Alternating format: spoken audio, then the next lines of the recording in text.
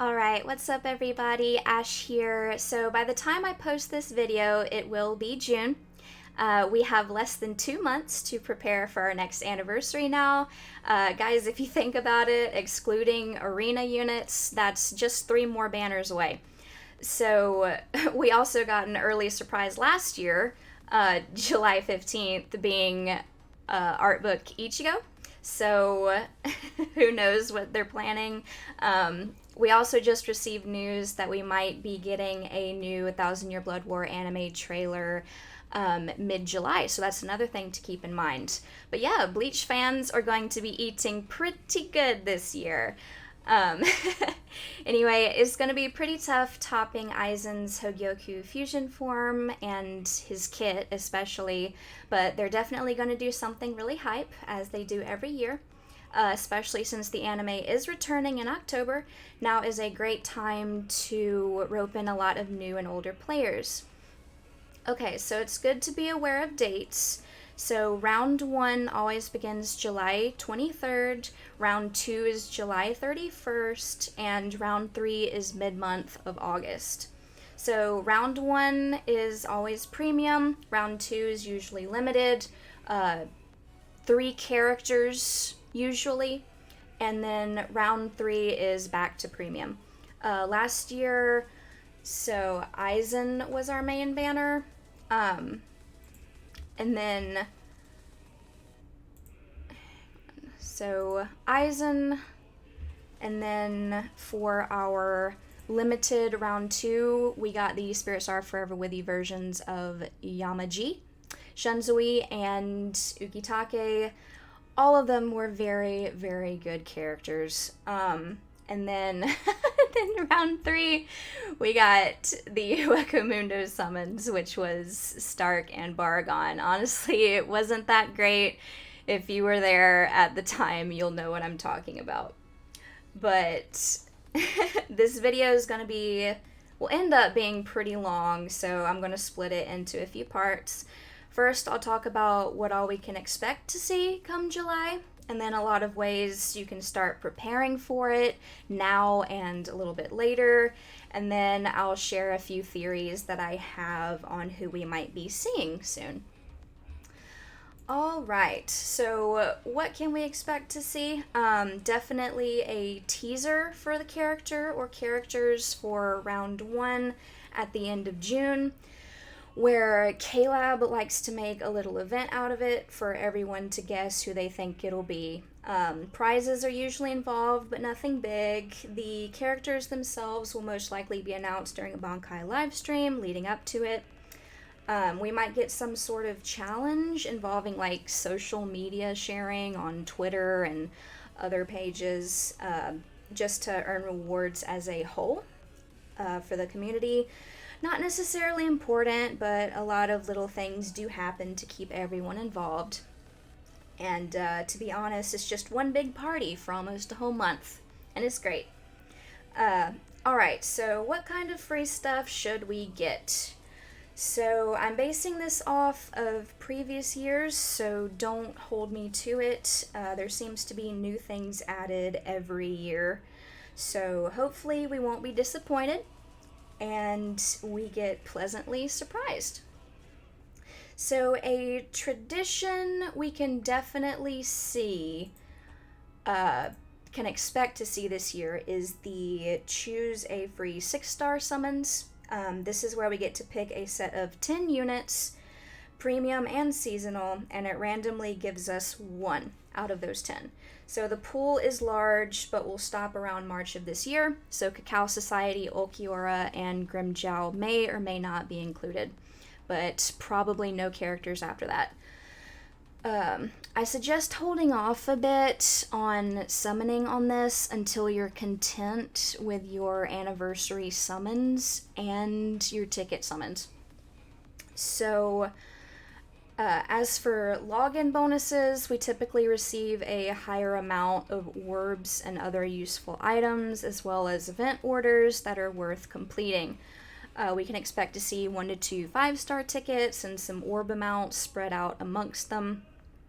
And we will also probably receive 10 free multis, which does happen a lot, where the last step guarantees a 5-star. So that's 1 free multi a day, where the pool will most likely be premium.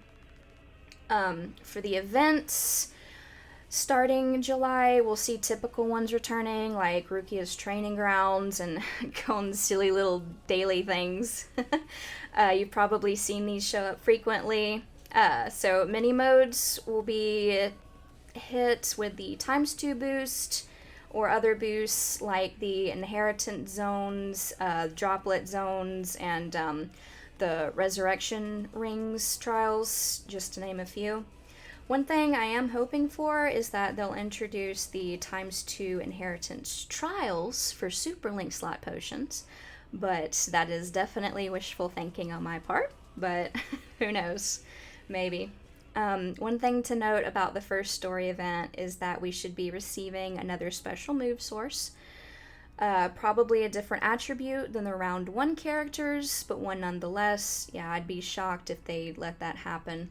So last year for the event, we got a power source, and for the Kenpachi banner, this year we actually got a tech one, so it will most likely not be those 2 attributes. So another thing we will be getting is this little epic raid right here. It's a Kone's Challenge. It's a quiz raid. It's cute. It's nothing too big. It's just Kone asking trivia, basically, and you have to go to the right answer or you die and have to wait like a whole turn. You pretty much only get the pet out of it as well as coins, but it's still something to do. I enjoy it. And then another thing we will definitely see is the 7th anniversary tower in Senkaimon. So what they typically do is they bring back the tower from the previous year.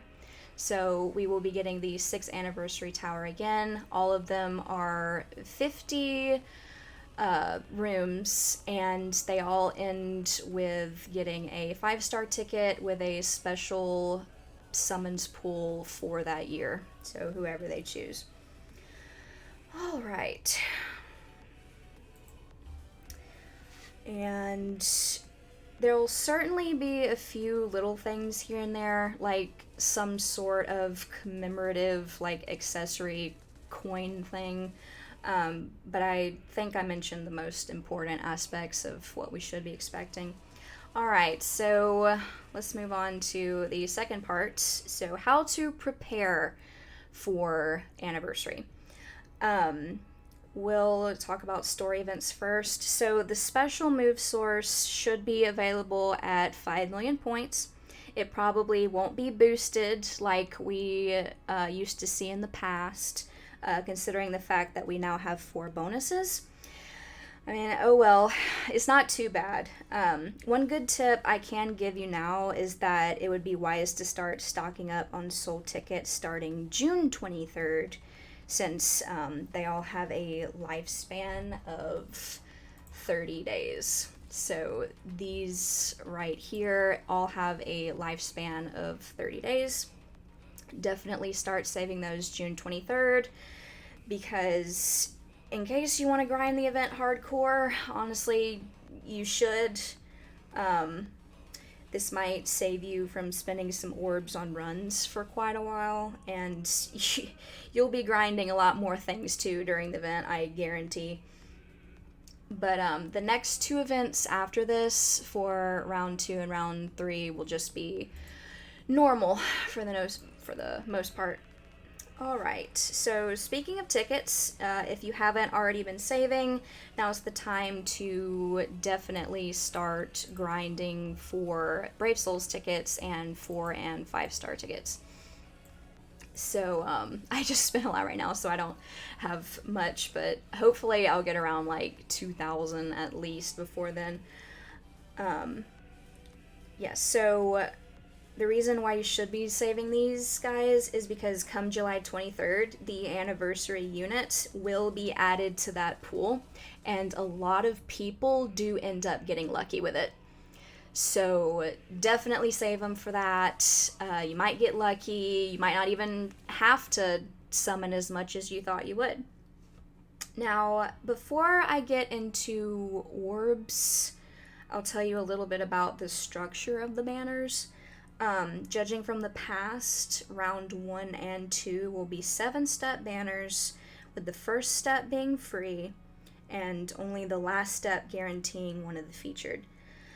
Not gonna lie, it's pretty annoying, but after step 7, or technically 6 because of the free multi, you'll enter what I like to call the void, which is the endless pit of 250 orb pools with nothing else guaranteed except for a roller coaster of emotions. Yeah. So anyway, save your orbs. In the meantime, K-Lab will definitely be trying to throw a lot at us in order to squeeze as many orbs as possible from us. Many of you will be lost to the power of the swimsuit banner. Yeah, don't shake your head. You will. But stay strong. The ladies will return. Don't be like me and spend every orb on the obvious trap that was Arena Grimjaw last year, okay? I have no self-control. So there will be options for you to spend money in the game, like special anniversary packs that range from like $8 to $80, depending on if that's something you're interested in. The pool's usually a lot better during anniversary. So if you're going to spend money on orbs, you may as well wait on some deals and see what they're offering come that time. And then Tapjoy will most likely have an offer going on in the next 2 months, so that might be worth waiting on as well. Actually, if you're thinking about investing a bit in Tapjoy, wait for the special offer before anniversary. Definitely. So there's a lot of options that don't have to involve money in Tapjoy as well, like playing other games to a certain extent and like earning some orbs along the way. It's a bit grindy, but honestly, it's worth it. Like, look at the amount I have now. All of that, almost all of that, was just from grinding other games. Now, I'm certainly hoping that the Olay offers return in time, just because it's an offer that's actually useful for me, but again, I mean, that's wishful thinking, but we'll see. Alright, so I think that just about does it for tips, but I can talk a little bit about my theories on who I think it's going to be. So for round 1, it's kind of a tradition to do Ichigo at this point. I mean, heck, he's the face of Bleach. Makes sense. But it will also probably be someone else. So, with some of the trends from past years, alright, we have a lot of main rivals. So that was Okiura, Byakuya, Aizen, very, very popular characters, and some of them started the trends in Brave Souls. So like the third anniversary Okiura actually started the Beyond Resurrection forms for the Arrancar that lasted a very long time, and then Byakuya started what we call as the Beyond Bankai forms of Captains and Soul Reapers, and that's still going on for Spirits Are Forever With You. I think they will be sticking to the whole rival theme. So it definitely has to be someone popular enough to carry, just like Aizen did last year. There were so many people asking for him for years, and he was pretty overdue, in my opinion. Maybe special or no one could guess, but they have to keep in mind that we have to be pleasantly surprised if that's the case. So if it's someone unexpected, I'm guessing someone like Rukia. we don't have a confirmed... she was not part of the list that is getting the Beyond Bankai forms, so that would be a pleasant surprise. She's definitely popular enough in the community to carry a banner alongside Ichigo. They could do a tag team, maybe, of someone unexpected, like Rukia and Ichigo. That would be hype. I know a lot of people love the tag team versions of characters, as well as the transformation characters. So we could have two characters that could have transformations finally, because that would also be hype. And then, one more guess I have. Alright, and hear me out. Grimmjow. Now, I know what you're thinking. You know, Ash, you're a simp. That's what you're hoping for. But yeah, you know what? I can dream, okay?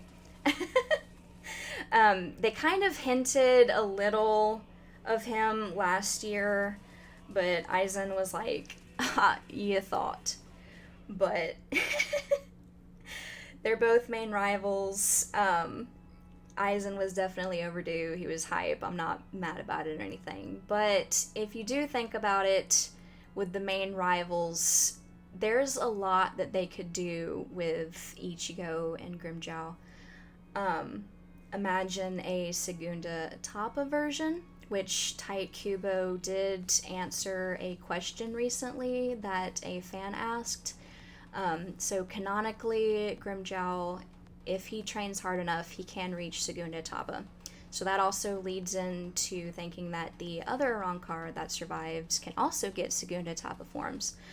Now, that's less likely than what I'm thinking because it hasn't happened in the manga yet, and the Breaths from Hell arc has not picked up yet, which I believe it will, but they're probably very hard at work on the anime right now, which definitely makes sense. But that is a possibility for them to actually start another trend. So in No Breaths from Hell, we learned that some of the Arrancar that went to Hell actually have new forms, and their holes are on the outside of their bodies, and we can like see the forms of the Arrancar that actually went down there, or some forms that the people that are still alive have, because we have actually a lot of colorized illustrations of many of the characters from Breaths from Hell. So we'll see. Third time is probably wishful thinking on my part, but there is a good chance that it could be him. But it's most likely going to be someone like Rukia, in my opinion. So for round 2, 1,000 Year Blood War is coming back in October. There is a chance that 1,000 Year Blood War could be returning for round 2 just because it is hype, but the most likely scenario is getting Spirits Are Forever With You. But if it was 1,000 Year Blood War, who would be the most hype characters that could come back? In my opinion, it would probably be Asnot, Giselle, and then a throw-in third character like Meninas, or one of the Schutzstaffel, so like Pernita. But yeah, that's my guess on 1,000 Year Blood War. Probably not going to happen. It's probably going to be Spirits Are Forever With You. If it is Spirits Are Forever With You, the remaining Soul Reapers on the list that are getting these versions, besides the other Spirits Are Forever With You characters like Cien, it'll probably involve Gin, because I think he's the most hype character out of that list, as I was saying. And then someone like Gin, Tozen, and Toshiro. Like, those three together, or just Gin and Tozen, Gin and Toshiro, but definitely Gin. Yeah, definitely Gin would be in it. So as for round 3, we are getting into the Karakura battle, almost getting to the end of that, honestly. So what would be super hype for round 3 premium, in my opinion, it would be Ichigo and Aizen. I think it would be really disappointing if they did them beforehand or like way later. I think that time would be a very good time to do that final battle between Ichigo and Aizen and introduce better forms of those characters for the game. But anyway, that's my 2 cents on the topic. I really hope we're pleasantly surprised with the characters that are coming. I'm sure we will be. It's definitely got to be hype. And thanks for watching the video, guys. I hope I covered enough. It's pretty difficult to talk about when there's a lot of new things introduced every year, but I hope some of these tips helped you. Definitely let me know in the comments, like, what part you're looking forward to the most. Tell me who you think the characters are going to be. I love talking to you guys about theories and stuff. But yeah, thanks so much for checking out this channel, and I'll see you guys in the next video.